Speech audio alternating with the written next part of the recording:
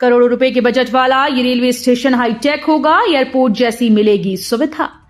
इत्र नगरी कन्नौज के बाशिंदों को जल्द ही बड़ी सौगात मिलेगी। कन्नौज का ये प्रमुख स्टेशन पूरी तरह से हाईटेक होगा।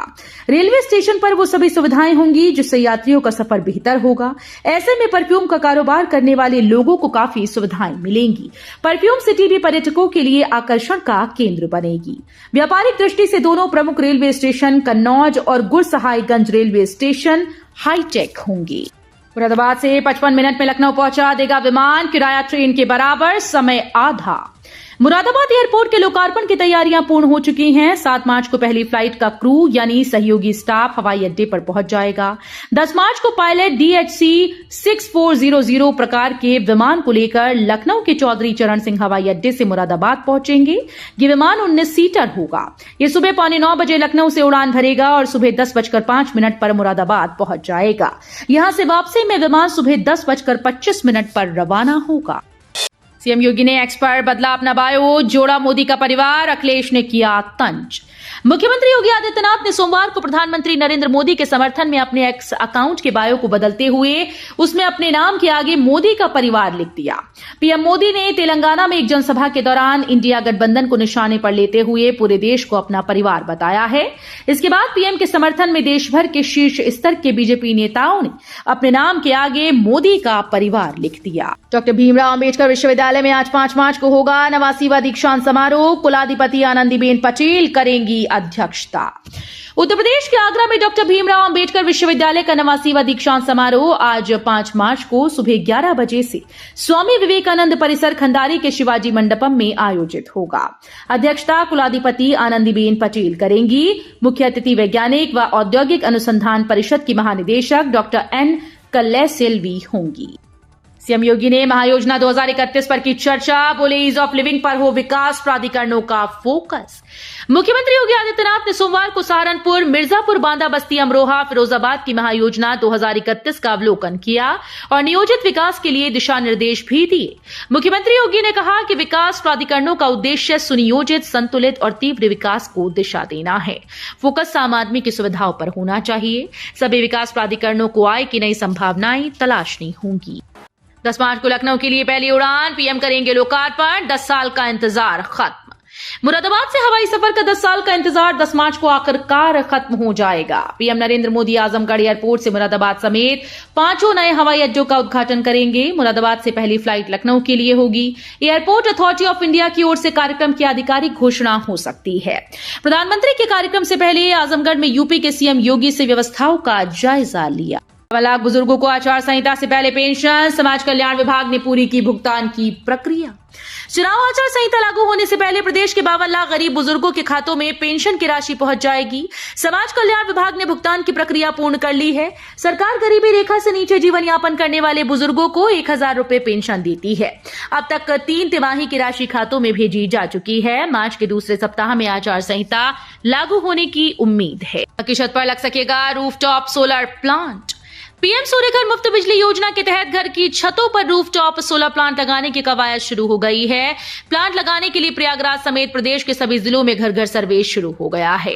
अटल अक्षय ऊर्जा विभाग की तरफ से सर्वे कराया जा रहा है। केंद्रीय विभाग ने सर्वे की जिम्मेदारी कॉमन सर्विस सेंटर को सौंपी है। सीएससी के ही प्रतिनिधि घर घर जाकर योजना के फायदे बता रहे हैं। 2024 में पसीना बहा दिया तो खून नहीं बहेगा, विपक्ष को जमानत बचाना होगा मुश्किल, मेरठ में बोले डिप्टी सीएम केशव। उप मुख्यमंत्री केशव मौर्य ने कहा कि 2024 के लोकसभा चुनाव में विपक्ष को जमानत बचाना मुश्किल होगा। यही कारण है कि विपक्ष को प्रत्याशी खोजे नहीं मिल रहे। 2024 का चुनाव अगले 100 साल के विकास का चुनाव है। उन्होंने कहा कि 2024 के चुनाव में यदि पसीना बहा दिया तो फिर कभी खून नहीं बहेगा। शाम 5 बजे होगा योगी मंत्रिमंडल का विस्तार। राजभर, दारा सिंह समेत इन 5 विधायकों का नाम फाइनल। यूपी में योगी कैबिनेट के विस्तार का दिन और समय लगभग फाइनल हो गया है। आज मंगलवार 5 मार्च को शाम 5 बजे मंत्रिमंडल के विस्तार की तैयारी हो रही है। इस बार 5 मंत्रियों को योगी कैबिनेट में शामिल किया जा सकता है। इसमें 2 कैबिनेट, 2 राज्य मंत्री और 1 स्वतंत्र प्रभार का मंत्री हो सकता है। योगी 2.0 सरकार का ये तीसरा कैबिनेट विस्तार होगा। मुख्यमंत्री युवा उद्यमी विकास अभियान शुरू करेगी योगी सरकार। युवाओं को बिना ब्याज के मिलेगा लोन।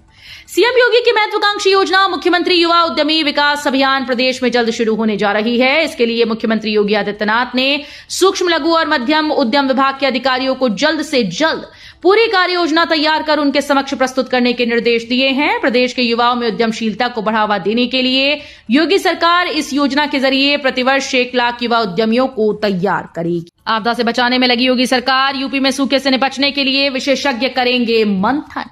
योगी सरकार उत्तर प्रदेश में आपदाओं से निपटने और इससे होने वाली जनहानि और धनहानि को कम करने के लिए प्रयासरत है।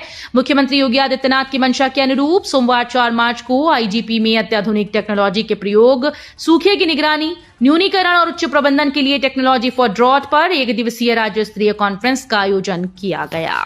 अयोध्या धाम के लिए तीर्थनगरी सोरो से शुरू होगी बस सेवा, इतने घंटों में पूरा होगा सफर।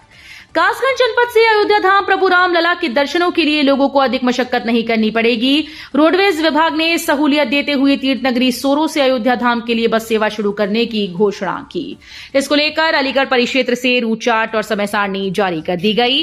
545 किलोमीटर लंबे सफर को रोडवेज बस के द्वारा लखनऊ होते हुए महज 14.25 घंटे में पूरा किया जाएगा। होली पर यूपी से दिल्ली की ट्रेन में सीटें फुल, टिकट की मारामारी से बचकर ऐसे करें सफर। होली के त्योहार को लेकर ट्रेन की सीट पूरी तरह से फुल हो चुकी हैं। दिल्ली से चलकर वाया अलीगढ़ से चलने वाली दिल्ली हावड़ा रूट की ट्रेन में अभी से वेटिंग 100 का आंकड़ा पार कर चुकी है। ऐसे में अब या तो तत्काल या फिर होली स्पेशल ट्रेन का ही सहारा लेना पड़ेगा। होली का त्योहार 25 मार्च को मनाया जाएगा। होली पर दिल्ली हावड़ा रूट की ट्रेन में वेटिंग लिस्ट लंबी हो चुकी है। यूपी की इन 40 लोकसभा सीटों पर इंडिया गठबंधन के लिए बड़ा चैलेंज। उत्तर प्रदेश के 40 लोकसभा सीटों पर इंडिया गठबंधन को खासी मशक्कत करनी पड़ेगी। इन सीटों पर पिछली बार 50% से ज्यादा वोट लेकर भाजपा ने जीत हासिल की थी। इसमें पश्चिमी यूपी की फतेहपुर सीकरी और गाजियाबाद से लेकर पूर्वांचल की वाराणसी, इलाहाबाद और गोरखपुर तक की सीट शामिल हैं। सुनियोजित, संतुलित और तीव्र विकास को दिशा देना प्राधिकरणों का उद्देश्य। मुख्यमंत्री योगी आदित्यनाथ ने सोमवार को सहारनपुर, मिर्जापुर, बांदा, बस्ती, अमरोहा, फिरोजाबाद की महायोजना 2031 का अवलोकन किया।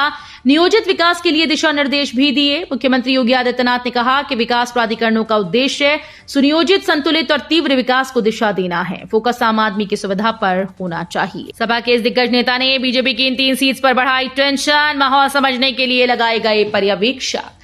मंडल की 3 लोकसभा सीटों पर प्रत्याशी घोषित न किए जाने से सियासी गलियारों में चर्चाओं का दौर गर्म है। कोई विकल्प की बात कर रहा है तो किसी खेमे में फिलहाल विचार किए जाने की चर्चा हो रही है। फिलहाल विकल्प से राजनीति समीकरण नहीं बदले हैं। ये टटोलने के लिए हाईकमान ने पर्यवेक्षक लगा दिए। वो तीनों सीटों पर मतदाताओं के रुख को परखेंगी। मुख्यमंत्री योगी को बम से उड़ाने की धमकी, सुरक्षा मुख्यालय में तैनात पुलिसकर्मी के नंबर पर आई कॉल। मुख्यमंत्री योगी आदित्यनाथ को बम से उड़ाने की धमकी से हड़कंप मच गया। मामले में महानगर थाने में एफआईआर दर्ज की गई है। आई धमकी भरी कॉल सुरक्षा मुख्यालय में तैनात पुलिसकर्मी के सीयूजी नंबर पर की गई थी। मामले की जांच की जा रही है। ये पहला मौका नहीं है जब सीएम योगी को जान से मारने की धमकी दी गई। इसके पहले भी उन्हें धमकी दी जा चुकी है। अखिलेश यादव का तंज, बोले अब तो भाजपा वाले खुद कह रहे नहीं चाहिए भाजपा। सपा अध्यक्ष अखिलेश यादव ने भाजपा पर तंज कसते हुए कहा कि अब तो भाजपा के लोग ही कह रहे हैं कि नहीं चाहिए भाजपा। उन्होंने कहा कि भाजपा एक राजनीतिक दल के रूप में इतनी कमजोर कभी भी नहीं थी। उन्होंने सोशल मीडिया साइट एक्स पर कहा कि किसने सोचा था कि भाजपा के ऐसे दिन भी आएंगे कि कुछ उम्मीदवार टिकट मिलने से पहले और कुछ काम को ज्यादा जरूरी बताने का बहाना करके दावेदारी छोड़ देंगे। संभा जिले में भारी वाहनों के लिए रूट में बदलाव, 8 मार्च तक जारी रहेगा प्लान, सुरक्षा रहेगी कड़ी। कांवड़ यात्रा को लेकर संभल जिले में 8 मार्च तक भारी वाहनों का रूट डायवर्जन रहेगा। जिले में 13 स्थानों पर रूट डायवर्जन पॉइंट बनाए गए। सोमवार के सुबह 8 बजे से जगह जगह यातायात पुलिसकर्मियों की तैनाती की गई। एसपी ने जिस मार्ग से कांवड़ियों के जत्थे ज्यादा आएंगे वहां अतिरिक्त सतर्कता बरतने के निर्देश दिए। आरएलडी ने घोषित किए उम्मीदवार, जयंत चौधरी ने बिजनौर से चंदन चौहान, बागपत से राजकुमार सांगवान को उतारा। लोकसभा चुनाव के लिए जयंत की पार्टी रालोद ने भी प्रत्याशी घोषित कर दिया है। रालोद ने बिजनौर से चंदन चौहान और बागपत से राजकुमार सांगवान को मैदान में उतारा। इससे पहले बागपत से जयंत की पत्नी का नाम चर्चा में था। माना जा रहा है कि परिवारवाद के आरोपों से बचने के लिए जयंत चौधरी ने बड़ा फैसला लिया। रालोद ने भले ही अभी तक आधिकारिक रूप से एनडीए में शामिल होने की घोषणा नहीं की थी, लेकिन आज उसका भी ऐलान कर दिया है। वोट फॉर नोट केस पर आया पीएम नरेंद्र मोदी का पहला reaction. Vote for note case पर सुप्रीम कोर्ट के बड़े फैसले के बाद सोमवार को प्रधानमंत्री नरेंद्र मोदी का पहला रिएक्शन आया।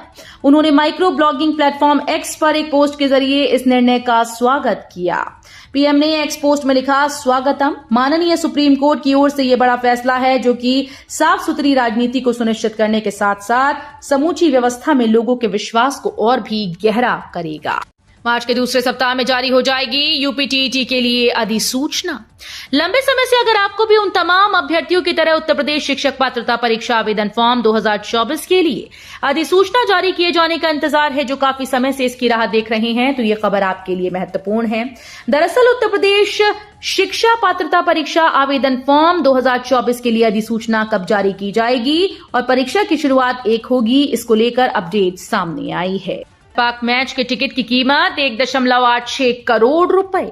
T20 वर्ल्ड कप में 9 जून 2024 को भारत और पाकिस्तान का मैच होना है। न्यूयॉर्क में होने वाले इस लीग मैच के सारे टिकट सभी से सोल्ड आउट हो चुके हैं। ऐसे में अब कुछ रीसेल वेबसाइट्स पर इस मैच के टिकट्स 1.86 करोड़ रुपए तक में बिक रहे हैं। स्टब हब और सीट गीक जैसी वेबसाइट्स पर सबसे महंगा टिकट $2,25,000 यानी 1.86 करोड़ रुपए तक का है। पेटीएम ने बताया 15 मार्च के बाद फास्टैग चलेगा या नहीं। पेटीएम फास्टैग को लेकर कंज्यूमर असमंजस की स्थिति में है। पेटीएम ने अपने कंज्यूमर्स को बताया है कि फास्टैग 15 मार्च के बाद भी काम करेगा, लेकिन उसमें आप रिचार्ज या मनी ऐड नहीं कर पाएंगे। कंपनी ने कहा कि आप इसे इस्तेमाल करें या फिर अपना अमाउंट निकाल सकते हैं। पेटीएम ने कहा कि अकाउंट बंद करने के लिए ग्राहकों को कस्टमर केयर नंबर पर कॉल करना होगा। इसके बाद आपकी रकम रिफंड कर दी जाएगी।